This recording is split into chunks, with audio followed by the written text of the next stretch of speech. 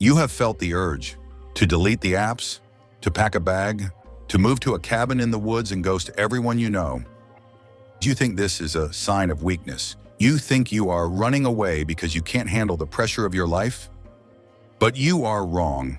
In biology, this isn't running away. It is called ecdysis. It is the process where an animal must go into hiding to shed a shell that has become too small. If it stays in the open, it dies. You don't need a vacation. You need a dark room. A photographic dark room where you can develop a new image without the light of other people's opinions, ruining the exposure. Today we are going to break down the neuroscience of disappearing, and stick around until the end, because I am going to give you the darkroom protocol. 10 practical, daily steps to disappear and reinvent yourself without actually leaving your city. Let's enter the darkroom. Part 1. The neuroscience of conformity. Why is it so hard to change? You read the books, you buy the journals, you have the vision, yet the moment you step out your front door, you revert to the old version of yourself. You treat this as a lack of discipline, but if we look at the work of Stanford neurobiologist Robert Sapolsky in his book Behave, we see a different story. We see the biology of the herd. Humans are social primates. For millions of years, solitude meant death. If you were separated from the tribe, you were eaten. Because of this, your brain evolved a safety mechanism to keep you compliant. It's called the amygdala. The amygdala is the brain's fear center. Usually, it activates when you see a snake or a threat. But Sapolsky explains that the amygdala also lights up when you simply disagree with your group. Think about what that means. When you try to improve yourself, when you try to stop drinking, start a business, or speak differently than your friends, your brain interprets that social friction as a physical threat to your life. You are fighting your own survival instincts. This is why you cannot think big, as David Schwartz suggests, while you are surrounded by people who think small. Your brain has mirror neurons. These neurons fire when we observe others, allowing us to mimic their emotional states. If you are surrounded by anxiety, cynicism, and stagnation, your mirror neurons are constantly running a simulation of failure. You are chemically wired to copy the people you spend the most time with. So when you feel the urge to disappear, it is not an act of cowardice. It is your brain begging for a neural severing. You need to unplug the cables. You need to remove the inputs that are triggering your old identity so that the new neural pathways have time to harden. In photography, if you expose a negative image to sunlight before it is fixed, the image is ruined forever.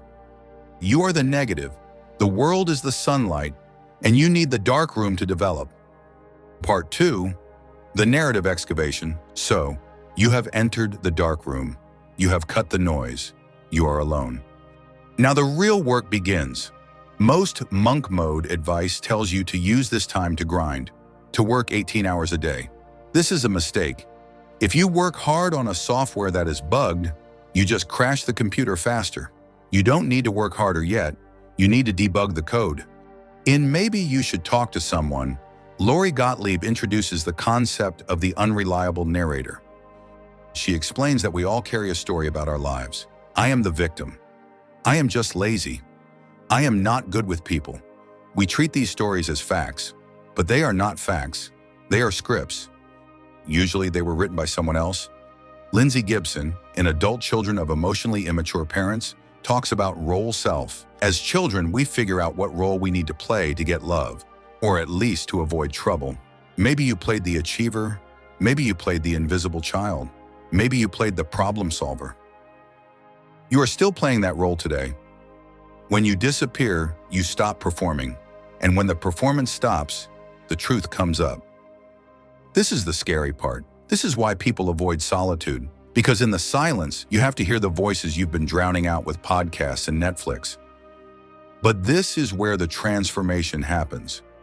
Brené Brown, in The Gifts of Imperfection, calls this digging deep. You must look at your invisible scripts. Ask yourself, why do I believe I'm lazy? Who told me I wasn't creative? Am I actually introverted, or am I just exhausted from performing for people I don't like? In the dark room, you become the editor. You take the tape of your life and you start cutting the scenes that don't belong in the movie of the new you.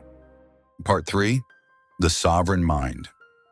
Once you begin to edit your story, you will face the final boss of the dark room, guilt. You will feel guilty for not answering the phone, guilty for saying no to the dinner party, guilty for putting yourself first. To defeat this, we need the philosophy of the courage to be disliked by Ichiro Kishimi and Fumitake Koga.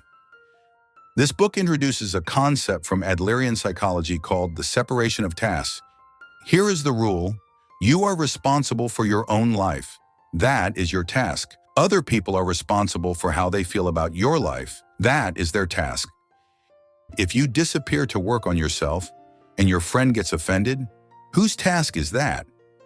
It is their task. They are responsible for managing their own emotions. If you rush in to fix their anger by apologizing and abandoning your work, you are interfering in their task. You are trespassing. True isolation requires you to become sovereign. Mark Manson puts it bluntly in The Subtle Art of Not Giving a Fuck. You have a limited amount of energy, a limited amount of fucks to give. Every time you worry about what people think of your disappearance, you are leaking energy. You are taking the energy meant for your transformation and donating it to someone else's insecurity. Stop the leak. Reclaim your energy. The dark room must be sealed tight. Part 4. The Re-Emergence. Finally, the time comes to leave the dark room. But why are you coming back? Most people disappear with a fantasy of revenge. They want to come back with the Lambo and the six-pack to show everyone who doubted them. If this is your motivation, stay in the room. You aren't done yet.